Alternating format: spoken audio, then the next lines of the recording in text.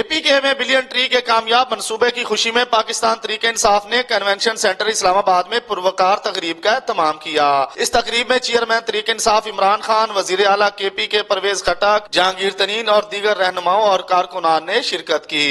عمران خان اور پرویز خٹک نے کامیاب منصوبے کے حوالے سے خطاب بھی کیا اور کے پی کے علاوہ پورے ملک کو سرسبز بنانے کا وعدہ بھی کیا۔ کامیاب تقریب میں موجود عہدیداران اور ترجمان پاکستان تحریک انصاف نئی ملک نے چینل 5 سے خصوصی گفتگو کی۔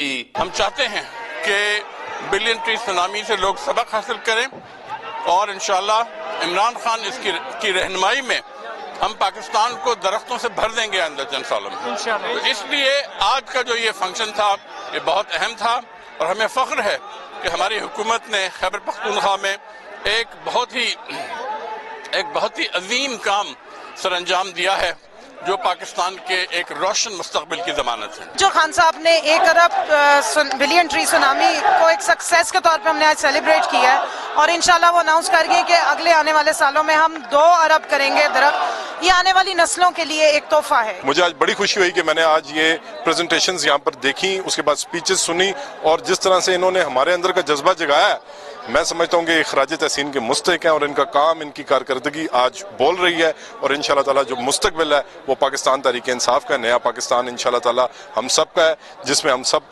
محفوظ ماحول کے ساتھ انشاءاللہ زندگیاں گزاریں۔ بلین سونامی ٹری کا جو آج کنونشن ہوا ہے وہ اس بات کا ضامن ہے، اس بات کی کامیابی ہے کہ انشاءاللہ عمران خان جو بھی پروجیکٹ کرتے ہیں، جو وعدہ کرتے ہیں، وہ انصاف کے ساتھ اسے پورا کرتے ہیں اور پاکستان کی آنے والی نسلوں کے لیے بھی سوچتے ہیں۔